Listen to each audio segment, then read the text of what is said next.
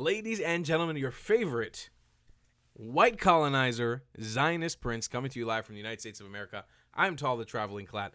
Let's take a look at this clip about Palestinians. Get your white colonizing mug in the description below at thetravelingclat.com. Let's take a look. It's called Palestine, the Death Industry, Chapter 1.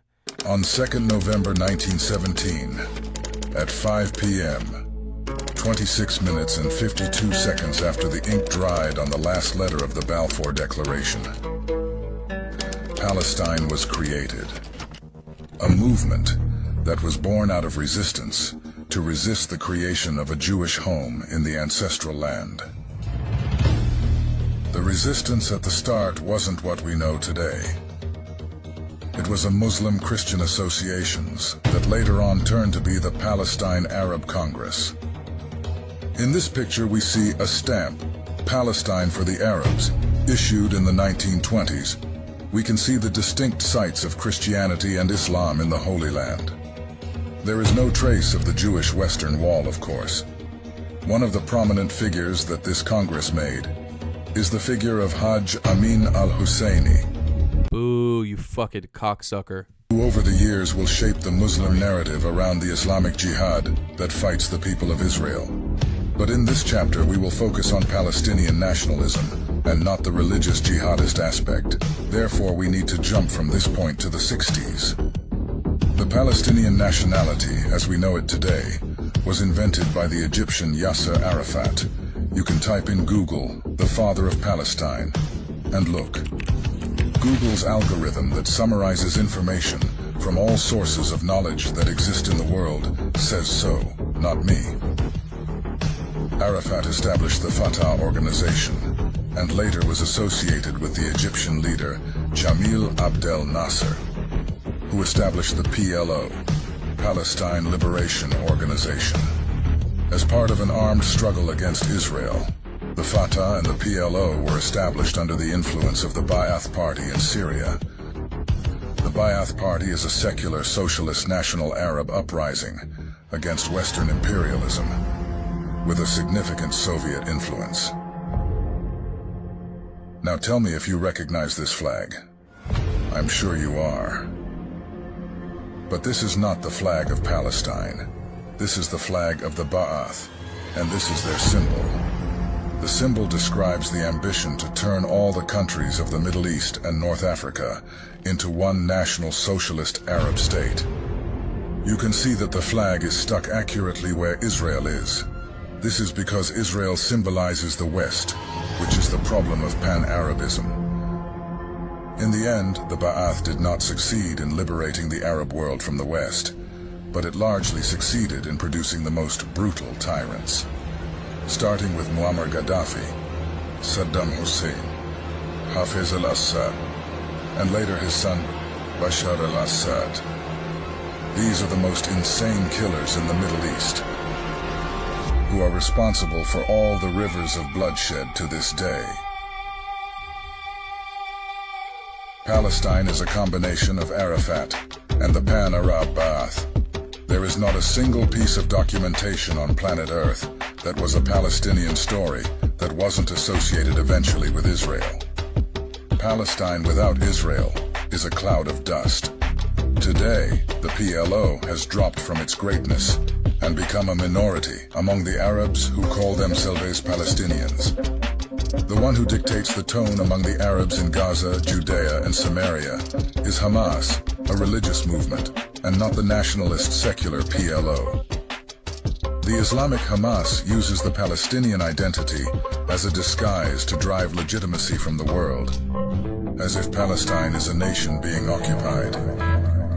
But their ideology is not nationalism. Their ideology is Islam, and their true flag is the green flag of martyrdom, the Shahada.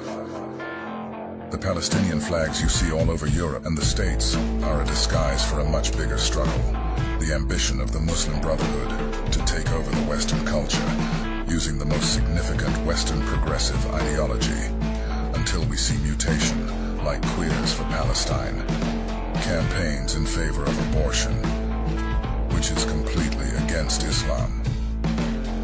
In the next episode, we will learn about the religious aspect of Palestine. how it started? What is the ideology? And why is this Islam worse than ISIS?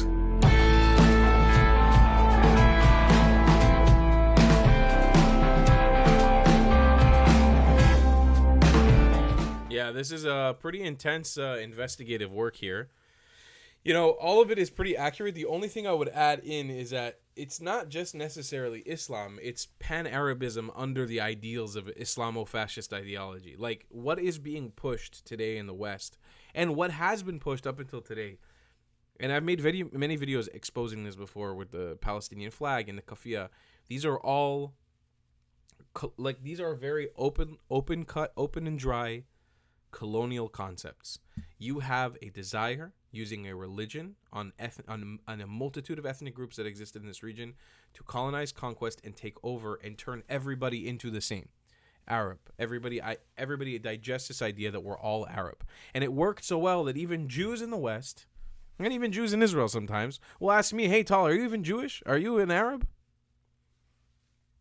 The reality is we're not Arab.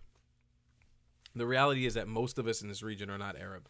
And it's our duty now to wake up to the reality of what we actually are, which is a multicultural and diverse society of people that have immense, incredible potential to not fight each other, to not kill each other, and to usher in a new age of peace in the Middle East. But we have to first remove these layers of colonization.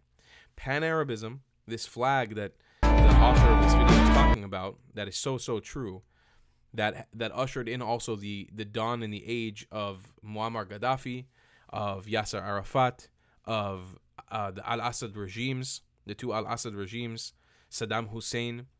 These people were the worst killers in the Middle East. They were monsters, hated by their own people. And again, it all stems from this hatred of Israel. And yet the pan-Arabists of today will cry and pretend to you that Israel is the demon in the region. Look at this just on their fucking flag.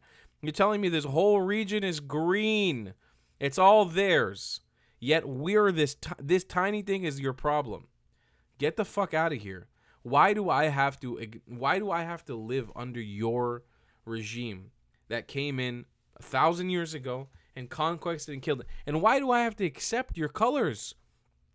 Your colors that stand for the different Islamic caliphates that came out of Saudi Arabia. Why do I have to sit in the Middle East, in the Levant, and accept that? You know what? I don't accept it. And that's what I hope Israel will forever be. I hope it'll always be a thorn in your side to prove to you that you weren't able to finish the colonization. And I hope that we're able to turn this tides. And I'm not speaking to the normal everyday Arabs because I know they don't give a fuck about this. They don't think about this so deeply. But it's to you Arab nationalists, you Arab supremacists who believe you guys are the shit, who believe you guys are the best because you're Arab. Let me tell you something. You ain't shit. And this Mizrahi Jew is here to tell you that right now. You ain't fucking shit. You guys suck. And all you do is kill each other. I'll say today till the day I die. That's all you guys do is kill each other. You don't even kill us well. You just kill each other. Well, that's what we're here to fight against. That's why we're here. That's why we show up. I love you guys. I appreciate you. Thanks for listening to my rambles and my rants. Support me by buying a White Colonizer mug right now in the description below at thetravelingclat.com or a White Colonizer hat or shirt. And I'll see you guys next one. Goodbye, class. Even my content and want to support me, just know your help is needed. There's a bunch of great ways to support me, being PayPal, Buy Me a Coffee, or joining my Patreon community down below. Patreon is the best way to support my channel, and you'll get a bunch of cool perks depending on what tier you join. Another great way to support me is by buying my merchandise on thetravelingclat.com. I regularly drop new merch designs like this beautiful hat, or this amazing shirt, where you can support the channel and get something cool for yourself. I also have an amazing Discord community with people from all over the world. Thank you so much for your support.